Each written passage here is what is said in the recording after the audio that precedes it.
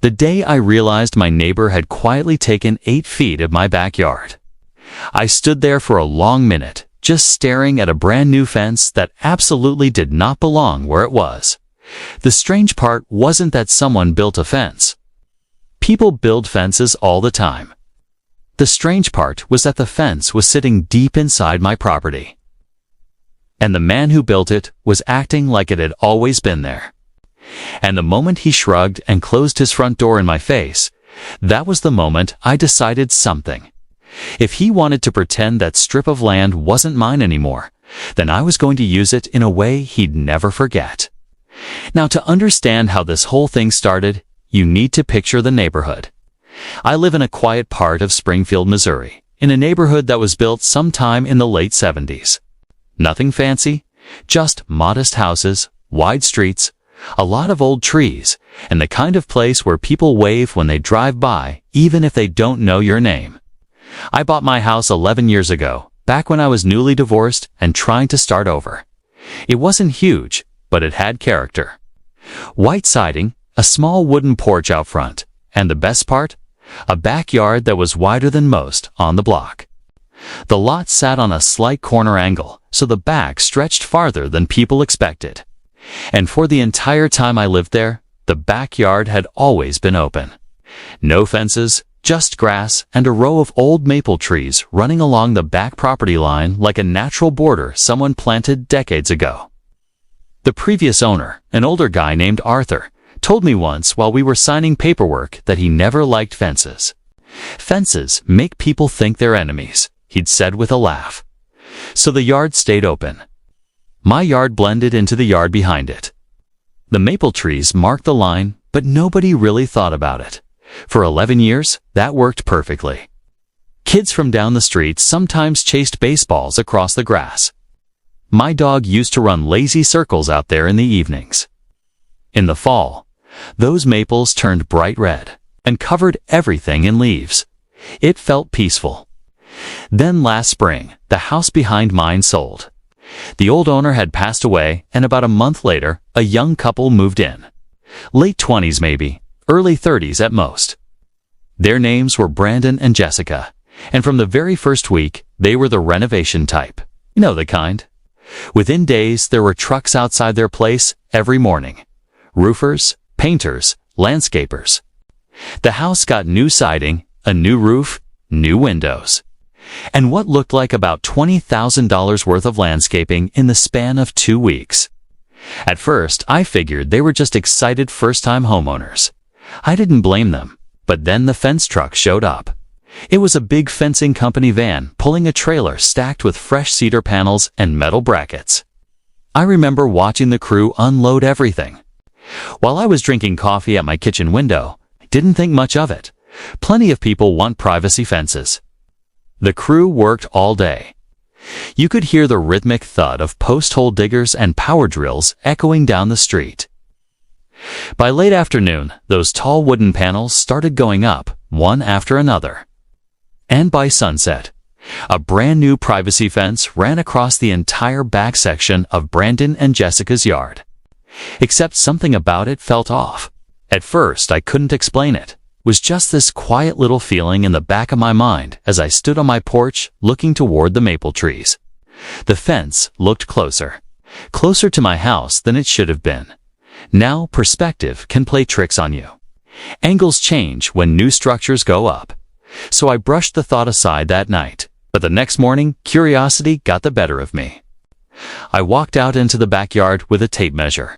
There was a specific spot I knew well, the corner maple tree. When I bought the house, the survey paperwork mentioned that tree because it sat almost exactly on the property line. According to the documents, the distance from my back porch corner to that tree should have been right around 30 feet. So I hooked the tape measure and walked it back toward the new fence. 22 feet.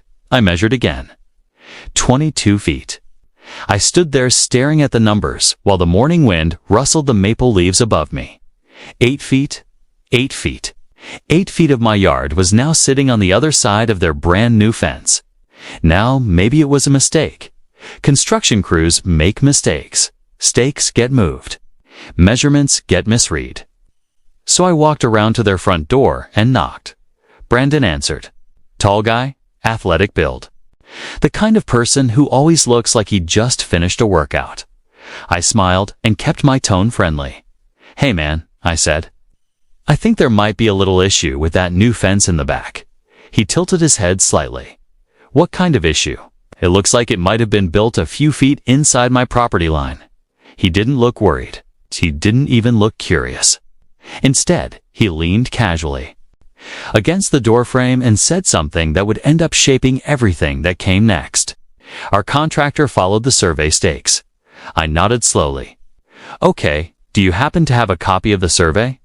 He shook his head. Not on me. Then he added with a quick shrug.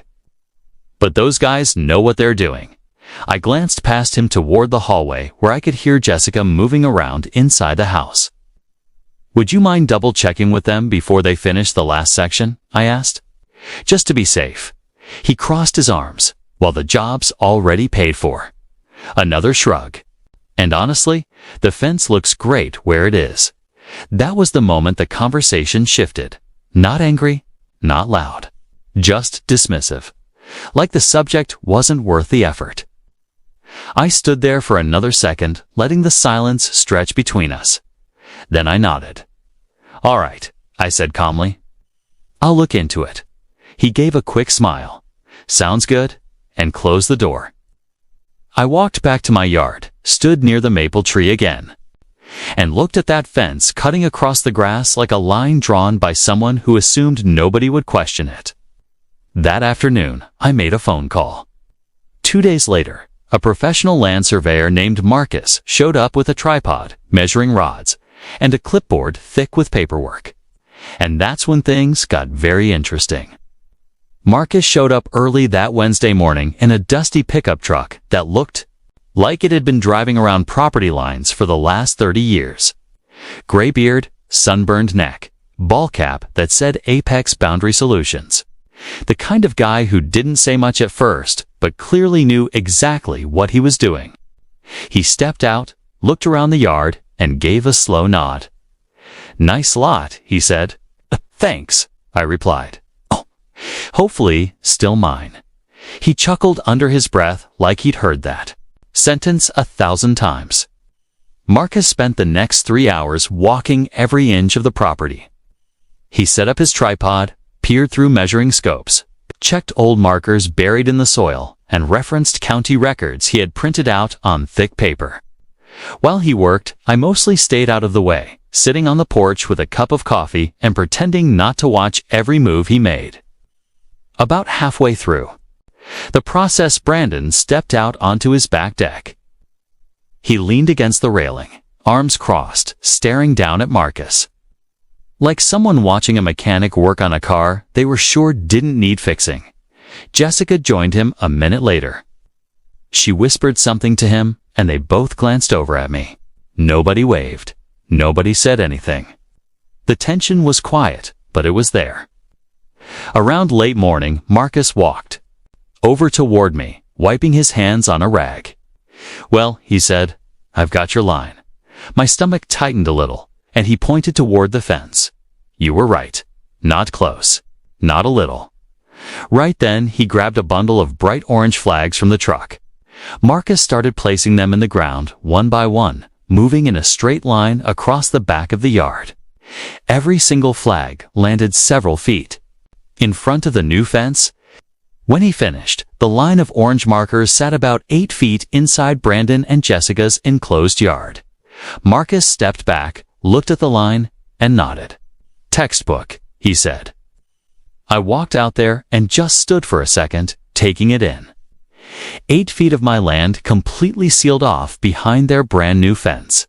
I asked Marcus to send me the official survey documents, and before he left, I snapped about a dozen photos showing the flags lined up perfectly along the real property boundary. Then I emailed everything to Brandon. Photos, survey. A short message, hey Brandon, I had the property surveyed today. Looks like the fence ended up about 8 feet inside my lot. Attached are the measurements. Let me know when you want to talk about moving it. That felt fair, professional, reasonable. 3 days passed. No response. For days, nothing. A week later, I knocked on their door again. This time, Jessica answered. She looked slightly uncomfortable when she saw me. "Hey," she said. "Hi," I replied. "Is Brandon around?" She hesitated for a moment, then called over her shoulder. "Brandon, it's the neighbor." He walked into the hallway a few seconds later. Same casual expression. Same relaxed posture. I explained what the survey showed and asked if he'd had a chance to look at the email. "Oh yeah," he said. That was it. Just, "Oh yeah, so?" I asked. He rubbed the back of his neck. "Look, man," he said. "Moving that fence is going to cost a lot of money." I waited. He continued. "The company already finished the job. The posts are set in concrete and everything." Another pause. Then he delivered the sentence that honestly still makes me laugh. "When I think about it, you still have plenty of yard." I blinked. "You seriously suggesting I give you 8 feet of my property?" He shrugged, like it was the most normal idea in the world. Fences end up a little off sometimes.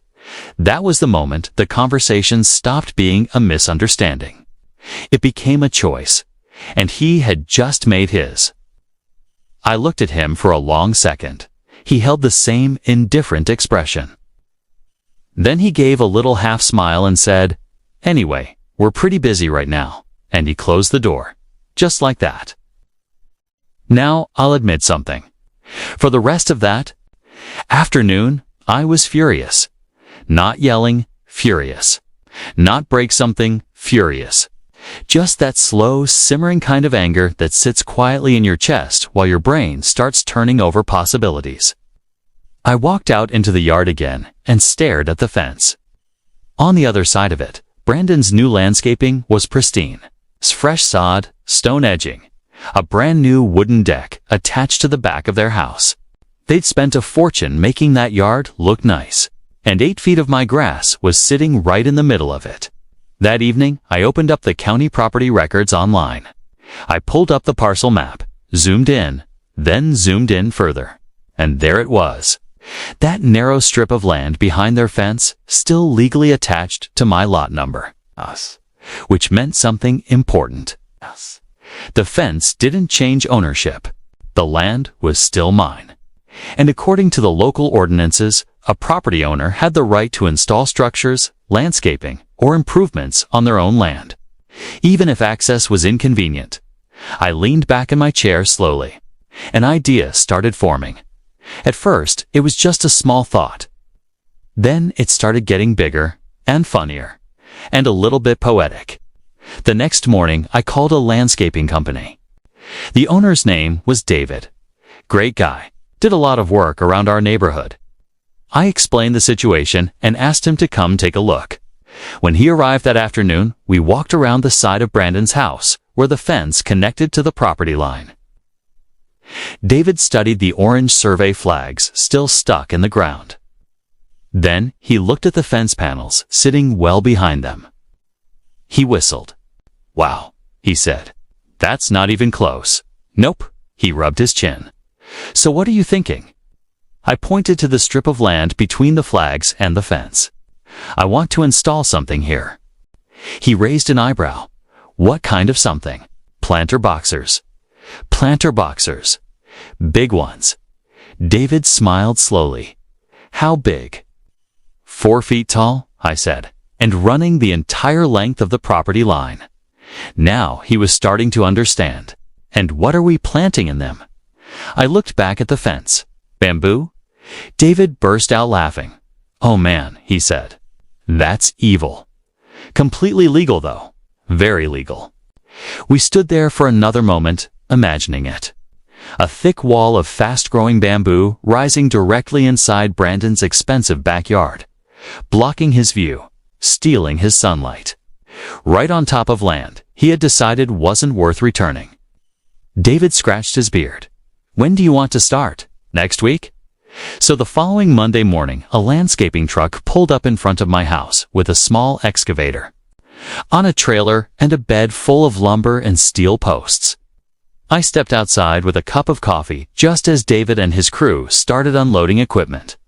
And right on schedule, Brandon walked out onto his deck. He leaned over the railing looking confused. Jessica joined him a moment later.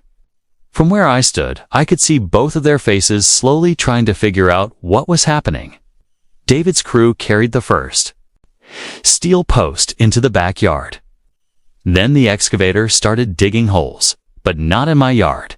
Inside the fence, directly in the strip of land that technically belonged to me. I could practically feel Brandon's brain trying to process the situation from 30 feet away. It took him about 2 minutes before he finally walked down the deck stairs and headed toward the fence gate. He stepped into the yard where David's crew was working. "What's going on?" he asked. David looked up calmly. "You'll have to ask the property owner." Brandon turned toward me. I walked over slowly. "We're installing some posts," I said. "For what?" "A structure on my property." He pointed at the fence behind him. "That's my yard." I pointed at the orange survey flag still lined across the grass. "That's my land." For the first time since this whole thing started, Brandon didn't have a quick answer. He just stood there staring at the flags, then at the holes being dug along the line. And suddenly, the reality of the situation began settling in. The land he had claimed as part of his backyard was about to become something very different. Brandon stood there for a few seconds, watching David's crew work, and I could see the gears turning in his head. The excavator had already dug 3 holes, each about 2 feet wide and deep enough that you couldn't see the bottom from where we stood. One of the guys was lowering a thick steel post into the first one, while another guy mixed concrete in a wheelbarrow. Brandon finally looked back at me. "You can't just build stuff in my yard," he said. I didn't raise my voice. I didn't get sarcastic. I just pointed again at the line of bright orange flags. "It's not your yard." He glanced at them again, and I could see that moment when someone realizes they might have pushed a situation a little too far, but they're not quite ready to admit it yet. Jessica had walked down from the deck by then. She stood a few steps behind him, arms folded, watching the whole thing with that tight expression people get when they're trying to stay polite, but the stress is starting to leak out. "What exactly are you building?" she asked. "Planters," I said. Brandon frowned. "Planters?" "Yep." David looked up from the hole he was checking and added helpfully, "Large ones." The crew continued working like the conversation wasn't even happening. Post number 1 went in. Concrete poured. Then post number 2. Then 3. Brandon watched every second of it. Eventually, he sighed and shook his head. "This is ridiculous," he muttered. Then he turned and walked back toward his house. But the work didn't stop. For the next few minutes, he was in a state of panic. The next 2 days, David's crew installed 12 heavy steel posts in a perfectly straight line along the survey markers. Each one was sunk deep into concrete, so they weren't going anywhere. By the end of the second day, the posts formed a long frame stretching across the entire 8-foot strip of land. That's when the wooden planter boxes went in. They were solid things. Thick cedar boards, reinforced corners, 4 feet tall, and nearly 3 feet wide. When they were finished and filled with soil, they looked less like garden boxes and more like a raised wall running across the property line. Brandon came outside again while the crew was filling the last box with soil. He didn't say anything this time. He just watched. David planted the bamboo that afternoon. Fast-growing clumping bamboo, the kind landscapers use when someone wants instant privacy. At first, it didn't look like much. Just clusters of green stalks about 4 or 5 feet tall, with thin leaves fluttering in the breeze. Brandon stood on his deck again while it was happening. The whole scene probably looked confusing at that stage. A row of planters. Some plants, nothing dramatic, but bamboo grows fast. Really fast. And over the next few weeks, those plants began doing exactly what bamboo does best. They shot upward. New stalks appeared almost overnight. The leaves thickened. the green wall became denser day by day. By the middle of the summer, the bamboo was already pushing 7 feet tall. By August, it had passed 8. From my yard, it looked beautiful. A lush, swaying screen of green that rustled softly whenever the wind passed through. From Brandon's deck, it looked like a jungle wall sitting about 6 feet away from his patio furniture. The change to his backyard happened gradually, but once you noticed it, you couldn't unsee it. The sunlight that used to reach his deck in the afternoon started disappearing earlier and earlier. The fancy landscaping he'd installed along the fence line ended up in permanent shade. His once wide-open view across the yards behind us had been replaced with a dense wall of bamboo leaves. Sometimes when I sat on my porch in the evenings, I could hear them talking out there. Not shouting, just frustrated conversations drifting through the air. At one point, I heard Brandon say, "This is insane." Jessica replied quietly, "Well, we did build the fence." That comment hung in the air for a long time. About 3 weeks after the bamboo reached full height, Brandon knocked on my door. I had a feeling that moment was coming. When I opened the door, he looked different than the last time we'd spoken. Less confident, more tired. "Hey," he said. "Hey." He shifted his weight awkwardly. "Can we talk for a minute?" We stepped out onto the porch. He glanced toward the backyard like the bamboo might somehow hear him. "That stuff you planted," he said. "It's kind of ruining the yard." I nodded slowly. "It's on my land, I know," he said quickly. He ran a hand through his hair. "But it's blocking all the sun. The deck barely gets any light now." I didn't say anything. He continued. "And the plants we put in along the fence are dying." I leaned against the porch railing. "That sounds frustrating." He looked at me for a second, probably trying to figure out whether I was being sarcastic. Then he sighed again. "Look," he said, "would you consider taking the planters out?" There it was. The question we both knew would eventually arrive. I let the silence stretch just long enough to make the moment uncomfortable. Then I said calmly, "Maybe."